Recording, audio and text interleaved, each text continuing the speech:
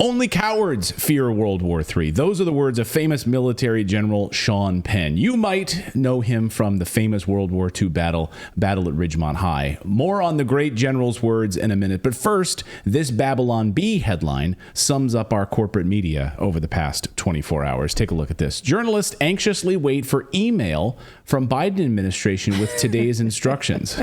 I love this. Of course, it literally is satire, but it's true, right? It's totally true. America's corporate media works at the pleasure of the regime. And get ready if you live in the United States, because the corporate mainstream media is about to unleash a whole lot of fake news about the war in Ukraine, starting with a huge PR push for Ukrainian President Vladimir Zelensky. So Zelensky coming to Washington, D.C., of course. There he is in his T-shirt. He got a new green T-shirt. And he came there in order to ask for more money and more weapons for NATO's war against Russia. And the media are doing their part in a coordinated PR push for the war. So at the exact moment that the United States Congress is facing a debt ceiling battle and the U.S. is totally out of money, the media narrative is this, that Ukraine could win, but they're struggling against the Russian forces. The way that they win is a big injection of money and weapons from the U.S. and from Europe. To achieve this goal, the print media, of course, will run a series of fake articles talking about Russia's brutal invasion. Just like this. So here we go. This is the Telegraph today. Mood sours in Ukraine as it braces for a long and bloody war. The published feature pieces like this about all of Ukraine's war dead. They'll show graveyards, tombstones. They'll explain that the United States is letting these men die unless we give them more money. Mouthpiece of the deep state, of course, is CBS News, and they're leading this charge.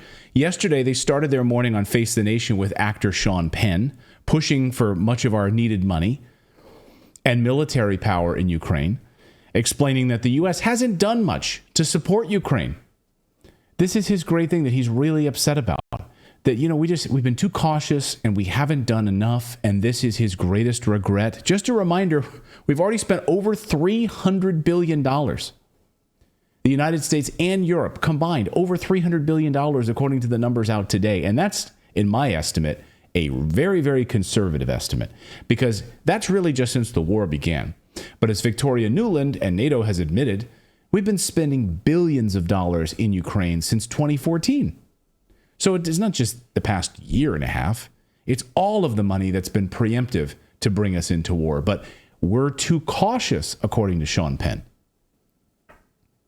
It's my absolute feeling that the caution with which the United States has pledged support, which seemed, in my reading of February 2022, was like a lean on in the fear of nuclear conflict. Something I think all of us should look very carefully at and understand that, of course, is possible, and that's to be concerning. The likelihood is extremely low, and as one of our witnesses in the film says, are we going to let a gangster with nuclear weapons dictate the way we live? Yeah. Which gangster are we talking about here? Yeah, he didn't mention Biden, but I assume he's talking about Putin. Okay. I assume he's talking about Putin. But are we going to let a gangster... So it's kind of funny, because here you have Vladimir Zelensky, who literally is threatening Europe. Over the past few days, in an interview with The Economist magazine, Zelensky has basically said, unless Europe steps up and puts more weapons and more money into Ukraine, then all those refugees you guys are helping out with, what's to say that they're not going to get angry and potentially, carry out some, I don't know, maybe terrorist acts? He didn't say the word terrorism, but of course we know what he meant, right? Like, what happens if you abandon all of those Ukrainians that are refugees now throughout Europe, scattered around? Like, we'll just activate them like some sort of drones? Like, they'll just pop up one day and do the bidding of carrying out terrorist attacks? You could look at that as him putting a hit piece on every Westerner. I guess so. So who's the madman then? Who are you talking about precisely? And too cautious, Sean Penn? We've been too cautious. We just haven't sent enough weapons. Are you kidding me? What do you want? You want nuclear weapons there? You want to send nukes there is basically what you're asking for, because a number of members of Congress have asked to send nukes to Ukraine. Yeah, let's give them nuclear weapons. That'll work out really well. Just like the jets and the HIMARS and everything else that we've sent.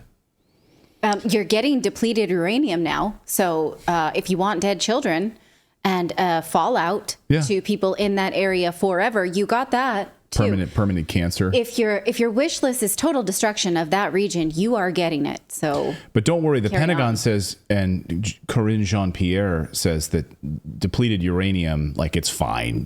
Just the cancer is not an issue. And when she told us last year it wasn't fine, she didn't mean it. It was a joke. Sometimes I tell a joke about weapons not being bad. That's a whole joke at the White House. So Sean Penn also said that he wanted to melt down his Academy Award and turn it into bullets that Ukraine could use against Russia. Okay. Then last night, CBS rolled out even bigger guns because this was part 2 of their propaganda. So in the morning on Face the Nation, they had Sean Penn with his whole Ukraine documentary. And then at nighttime, it was CBS 60 Minutes, which had a big interview, of course, with Zelensky himself. And in less than 2 years of this war, Zelensky has given more interviews than all of the leaders involved in World War II during the 6 years of war. Just think about that for a moment. Churchill, Roosevelt, all of them. No interviews compared to what this guy has done. So 60 Minutes used to be the gold standard of broadcast journalism. Now it's simply a tool of the regime. And I just have to say, last night when they started off this, first of all, let me just set the stage here. CBS, 60 Minutes, for whatever reason, will copyright strike our channel. I don't know what it is. It's 60 Minutes specifically. We can never show clips of that show. And they will take us down if we show anything of it. I don't know what it is about that show. We can't do it. If we do it, we get copyright strikes. It's exactly what happens. So anyway. So we'll save you the pain of this love letter to war. Yeah. But I will summarize. What I will do is Scott Pelley. I will do my best Scott Pelley impression. And the way that he started off this piece last night was showing Zelensky sitting there as they're getting ready for the interview. And I'm going to show you a couple of still images from it. And I'm going to read Scott Pelley's transcript. This is word for word his transcript. I copied the transcript word for word. This is exactly how he introduced Zelensky last night in this piece. Okay. We first met Zelensky not long after the invasion, when his office was a blacked-out bunker. That's pretty good. A year and a half later, we noticed a difference. As we were setting up the interview, the former actor used his talent to mask the strain. He smiled at a compliment to his wife, and then instantly he seemed pulled beneath a depth that no one can know. We don't know what he was thinking. It looked like empathy for the lost and for those who might be saved. Oh, really? But what about the people who are being pulled off the streets right now and conscripted into war who had medical clearance because they were too ill? He wants them to be dragged into. He's not worried about saving them. He's worried about dragnetting them. Yeah. Are you doing your homework, Scott Pelley? What the heck is that? I'm struggling to keep this PG. How exactly is that journalism? I'll ask you. CBS News literally making shit up. Looks like that empathy for the lives lost. Like, how the hell do you know? And waxing poetic about his sentiment. What the F? That looks like empathy for the lives lost. I mean, how do you know? Maybe he ate some bad sushi and it was coming back up on him. He like looked down off camera. We're not starting the interview yet. I had some bad lunch. At the beginning of the piece, he also mentions that he was an actor. He was an actor using his skills to put on a brave face, he says. This is corporate media journalism in 2023.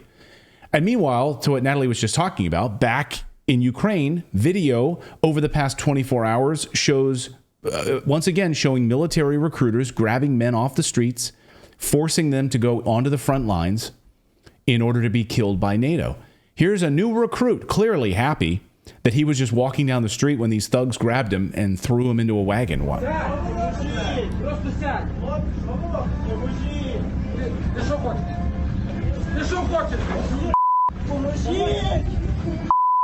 Put him in there. You're going to war. NATO needs you. The few, the proud. We need our bonus. We need our NATO soldiers. We got to hit our numbers. So I'm 16. Oh, well, that's okay. And then last night at a bus stop, a man waiting for a bus, when a different mode of transport showed up to throw him into the meat grinder, you can hear the Ukrainian men actually yelling, "Hey, these people are worse than Russians," he says. Стояв на зупинці, б'ють, пакують. They got him. And he tries to run away. You're going to war when NATO needs you. It's amazing. I wonder if they showed this on 60 Minutes. You know, if I were to wax poetic about the sentiment going through Zelensky's mind right now, if I thought he were an empathetic being, I might say he's really worried about his soul review in the afterlife, having dragged all of these men to their premature death. That's how I would narrate that, Scott Pelley. No, but instead it was, as we were setting up the interview, the former actor used his talent to mask the strain. He smiled at a compliment to his wife, and then instantly he seemed pulled beneath a depth that no one can know. We don't know what he was thinking. It looked like empathy for the lost and for those who might be saved. I know how everyone that? can be saved right now with peace talks. Right now. That's all you have to do. End the interview and go to peace talks. Who wrote that at 60 Minutes? The Pentagon wrote that. Sitting there with a friggin' typewriter, like, we don't know the depth. We don't understand the law. I mean, you are doing a very good Scott Pelley. You also have to sort of cross your hands to one side and lean over towards them. This is his body language, like that. These fawning propaganda pieces. I mean, you're seeing it in print media. You're seeing it on your corporate media over the past, and you're going to see a lot more of it this week. So you guys are going to notice it. You're going to see it on CNN. You're going to see it all across Facebook. Your friends who are not enlightened, who are at least like not seeking the truth, are going to be sharing it. Yeah. In fact, hilariously, I won't name names, but someone sent a message to our family earlier today that said, "Hey, can you guys help? I have a brother-in-law who watched 60 Minutes last night and is now a Zelensky fan." We're like, "What? What?" Literally, that's what the propaganda is doing to people. It's wetting the whistle before someone arrives in the United States to ask for more money and more weapons. And here's CBS creating a piece of war propaganda. Well, here's some cliff notes about that. Zelensky has been involved in terrorizing people in the Donbass since the Maidan coup, supported by the West. And Ukraine was told in 2014 to stop spending $1 million per day to terrorize people in your own country. That has continued. Once Russia moved in to make it stop, Ukraine acted like the innocents that had never been firing on anybody. We don't understand where this came from. And now we have Zelensky to prop up as the good guy, to pretend that there's not blood on their hands. Russia's holding the line for those people who voted to become a part of Russia in order to stop being terrorized by Ukraine. If Russia pulls those men away, those people go back to being terrorized as part of Ukraine's borders. So Ukraine is throwing innocent lives at that wall, knowing that it will not change. We've shown you the border lines many times. It has not moved one single bit. So why are those men being dragged to their death? That's what you should tell your brother-in-law. So back home, neocons like Mike Pence, running for president, by the way, to keep the war machine going. Him. Mike Pence, reminding all of us that American forces will need to fight against Russia unless we pump them full of weapons and money. I am convinced that if the Ukrainian military doesn't stop and repel that Russian invasion, it's not going to be too long before that Russian army crosses a border that our men and women in uniform are going to have to go and fight under our NATO treaty. Yeah, so we will go. So we will send Americans to fight in NATO's war against Russia. That's exactly what they want, right? Tucker Carlson just a few weeks ago talked about the hot war that is coming. We know it's coming. They want war with Russia. 100% they do. They've been calling for it. This is why they won't let Trump become president. I'm telling you, this is why the deep state and the neocons do not want Trump in there. Exactly, because they want a guy like Mike Pence, pencil dick, who wants to push us into war. Now, not all Republicans are warmongers, and not all members of Congress are warmongers or weasels, just like the Democrats are, who become like the party of war all of a sudden. Remember, they were like the hippies, like peace, peace, peace, and now they're fully involved in this. You have Anna Paulina. I want to give credit where credit is due. Anna Paulina Luna over the past 24 hours saying that she will not vote to fund the U.S. government in this debt ceiling battle unless funding to Ukraine is finished. Good for her. I will call that out. Yeah, and the Mary Poppins jacket. I love it. Yeah. Stylish and anti-war. Yes. Good. She's my new favorite. I wasn't sure. I'm not sure if she stood up for ending war in Syria. I'll have to check her voting record on that. But we'll so I pause don't want on to the give favorite, but the code is my favorite. But I will say, at least taking a stand against Ukraine funding for war, that's one good thing. This is an amazing piece of news that happened over the weekend as well. You have Jens Stoltenberg, of course, the head of NATO, coming out and saying, admitting what we've been saying here for a year and a half or longer, that this war, when they say, oh, this is a unprovoked war in Ukraine, that was a total lie. Of course, this has been going on since 2014, and the genocide that's been happening in the Donbass has been happening since 2014. Let's not forget that. So Jens Stoltenberg comes out and admits, finally, that this war is not unprovoked, and the whole reason that this war started is because of NATO's aggression and enlargement. Watch. President Putin declared in the autumn of 2021, and he actually sent a draft treaty that he wanted NATO how to prevent war? To promise no more NATO enlargement. Oh, you mean that would have prevented the war? What he sent us. Oh, okay. And that was a precondition for not invade Ukraine. Of course, we didn't sign that. Of course not. Because it happened. He wanted us to sign a promise never to enlarge NATO. He wanted us to remove our military infrastructure in all allies that have joined NATO since 1997, meaning half of NATO, all the Central and Eastern Europe. We should remove NATO from that part of our alliance. Introducing some kind of E and B or second-class membership. We rejected that. So he went to war to prevent more NATO close to his borders. He has got the exact opposite. He has got more NATO presence in the eastern part of the alliance, and he has also seen that Finland has already joined the alliance, and Sweden will soon be a full member. This is good for the Nordic countries, it's good for Finland and Sweden, and it's also good for NATO, and it demonstrates that when President Putin invaded a European country to prevent more NATO, he's getting the exact opposite. Do you understand the logic there? We provoked him, but he offered a draft of, we will not do that if you don't expand NATO to our doorstep, which is, by the way, what Bill Clinton had agreed to, which is what the charter in place has been since the 1950s, that it would not enlarge to their doorstep. So you violate that, and you continue on in violation of the agreement that you had, and right up to their doorstep. Again, just think for a second. If Russia had military bases in Mexico, in Canada, and they just kept moving closer and closer and closer and closer, what would we do? So it's hilarious that he finally admits that this was not an unprovoked war. Oh, we had a draft agreement of how to prevent the war, but we wouldn't agree to it. Of course we want NATO to expand. We want to use Ukraine in order to provoke Russia and expand NATO. It's exactly what it is.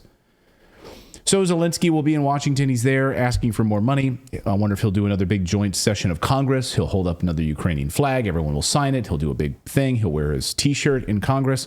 And Sean Penn will get more proxy TV interviews. Oh, yeah. That's so weird, like bromance we all are asked to buy into. We need him to get more Oscars. We need him to get more Oscars so they can get more bullets. Right. He needs to win more Academy Awards. Gold bullets. So he can melt that down. Who knows what that's even made out of? But yeah, that's really great. That's great. That's good stuff. We're assuming. And Graham points out that Sean Penn was also a big fan, I forgot about this, of Hugo Chavez. He had said that he is an inspiration. So his picker's off, I'm going to say.